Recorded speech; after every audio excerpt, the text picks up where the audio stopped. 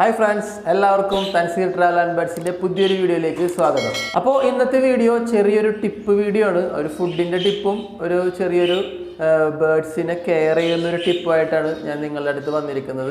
അപ്പോൾ ഇപ്പോൾ ഡിസംബർ മാസം കടക്കണേണ്, ഡിസംബർ മാസത്തിലേക്ക് കടക്കണേണ്, തണുപ്പായിരിക്കും. അപ്പോൾ മിക്ക ആളുകളും കേജുകളെല്ലാം ചിലവരൊക്കെ പുറത്തായിരിക്കും വെച്ചേക്കുന്നത്, ചില ആളുകളായിരിക്കും ഇൻഡോർ കേജസ് ഒക്കെ യൂസ് ചെയ്യുന്നത്.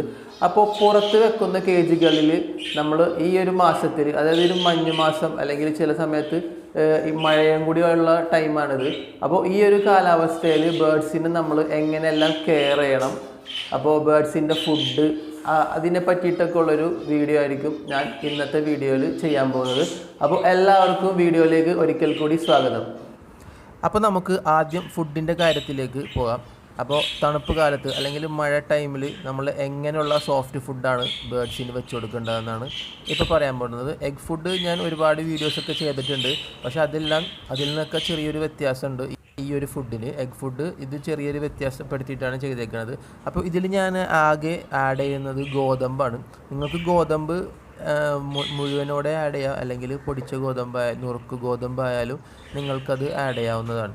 അപ്പോൾ ഞാനിവിടെ എടുത്തേക്കുന്നത് പൊടിച്ച ഗോതമ്പാണ്. ഗോതമ്പും എഗ്ഗും മാത്രമാണ് ഇവിടെ വെച്ചിട്ട്, എഗ്ഗും മാത്രം വെച്ചിട്ടാണ് നമ്മളിപ്പോൾ എഗ് ഫുഡ് ഉണ്ടാക്കി കൊടുക്കുന്നത്. കാരണം ഇത് രണ്ടും നല്ല ഹീറ്റ് തരുന്ന സാധനമാണ്. അത് ഗോതമ്പും ഹീറ്റാണ് ബോഡിക്ക്, എഗ്ഗും അതുപോലെ ഹീറ്റാണ്. അപ്പോൾ തണുപ്പ് സമയത്ത് അല്ലെങ്കിൽ മഴക്കാലത്ത് നമുക്ക് ബേഡ്സിന് കൊടുക്കാൻ പറ്റിയ ഏറ്റവും നല്ല ഫുഡ് ഈ രണ്ടൊരു കോമ്പിനേഷനാണ്. അപ്പോൾ ഇത് കഴിക്കുമ്പോൾ തന്നെ അവർക്ക് ബോഡി അത്യാവശ്യം ടെമ്പറേച്ചർ കൂടാൻ ചാൻസ് ഉണ്ട്. അപ്പോൾ തണുപ്പിൽ നിന്നൊക്കെ ഒരു പ്രതിരോധം അവർക്കും കൂടെ കിട്ടും. അതുമാത്രമല്ല, ഇപ്പോൾ ചിക്സ് എല്ലാം ഇരിക്കുന്ന കലങ്ങളിലാണെങ്കിൽ നമുക്ക് ഏറ്റവും നന്നായിട്ട് മഴ ടൈമിൽ വെച്ച് കൊടുക്കാൻ പറ്റിയൊരു ഫുഡ് ഇത് തന്നെയാണ്. അപ്പോൾ ഈ എഗ് ഫുഡ്, എഗ്ഗിൻ്റെയും ഗോതമ്പിൻ്റെയും ഒരു കോമ്പിനേഷൻ തന്നെ നല്ലൊരു ഹീറ്റ് അവരുടെ ബോഡിക്ക് വെച്ച് കൊടുക്കും. നല്ലോണം ഹീറ്റാവും ഈ ഭക്ഷണം കഴിച്ചു കഴിഞ്ഞാൽ. പിന്നെ അടുത്ത ടിപ്പ് എന്ന് പറയുന്നത്, നമ്മൾ കേജ് തണുപ്പ് കാലത്ത് അല്ലെങ്കിൽ മഴക്കാലത്ത് കേജ് എങ്ങനെ സംരക്ഷിക്കണം, കേജിലേക്ക് അധികം തണുപ്പ് വരാതെ നമ്മൾ എങ്ങനെ നോക്കണം എന്നും കൂടി ഞാൻ പറഞ്ഞുതരാം. അപ്പോൾ അതിന് ആ ഒരു പ്രശ്നം തീർക്കാൻ വേറെ ഒരു വഴിയില്ല. നമുക്ക് തണുപ്പ് കാലത്ത് നമുക്കറിയാം രാത്രി സമയങ്ങളിലാണ് കൂടുതൽ തണുപ്പ് ഇറങ്ങുന്നതെന്ന്.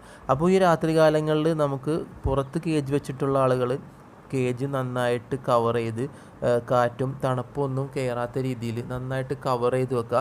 പറ്റുമെങ്കിൽ ഒരു 60 അല്ലെങ്കിൽ ഒരു 40 വാട്ടിൻ്റെ ഒരു ഫിലമെൻ്റ് ബൾബ് കേജിൻ്റെ തൊട്ടടുത്തായിട്ട് നിങ്ങൾക്ക് ഇട്ട് കൊടുക്കാവുന്നതാണ്. അപ്പോൾ രാത്രി മുഴുവനും ഇട്ട് കൊടുക്കുക. നല്ല ചൂട് കിട്ടും. ആ ബൾബിൽ നിന്ന് തന്നെയുള്ള ചൂട് അത്യാവശ്യം അവർക്കുള്ള തണുപ്പിൽ നിന്ന് ഒരു സംരക്ഷണം കിട്ടും. അപ്പോൾ ഫിഞ്ചസിനൊക്കെ വളർത്തുന്നവരാണെങ്കിൽ ഇത് തീർച്ചയായിട്ടും പുറത്ത് കേജ് വെച്ചിട്ട് ഫിഞ്ചസിനെ വളർത്തുന്നവർ എന്തായാലും ഈ ഒരു ഫുഡും ഞാൻ ഈ പറഞ്ഞൊരു കാര്യം ശ്രദ്ധിക്കുക, കാര്യം എന്തായാലും ഫോളോ ചെയ്ത് നോക്കുക. അല്ലെങ്കിൽ നിങ്ങൾക്ക് ചിക്സിനെ അല്ലെങ്കിൽ പാരൻസിനെയൊക്കെ നഷ്ടപ്പെടാൻ ചാൻസ് ഉണ്ട്. ഫിഞ്ചസൊക്കെ പെട്ടെന്ന് തണുപ്പ് അടിച്ചാൽ ചത്തുപോകുന്ന കിളികളാണ്. ലവ് ബേഡ്സിൻ്റെ കാര്യവും അത്രക്ക് മോശമല്ല. ലവ് ബേഡ്സ് ആണെങ്കിലും ഇതുപോലെ തന്നെയാണ്.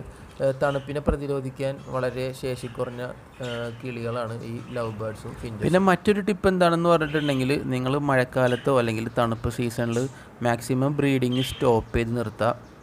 കാരണം കുഞ്ഞുങ്ങൾ ചിലപ്പോൾ ഉണ്ടാവും, എഗ് ചെയ്യും, ഹാച്ച് ചെയ്യും. പക്ഷെ നമുക്ക് ഈ തണുപ്പ് ഒരുപാട് കൂടിക്കഴിയുമ്പോൾ ചിലപ്പോൾ അവരെ രക്ഷിച്ചെടുക്കാൻ പറ്റില്ല. അവർ വളർത്തിയെടുക്കാനൊക്കെ ചെറിയൊരു ബുദ്ധിമുട്ടൊക്കെ ഉണ്ടാവും.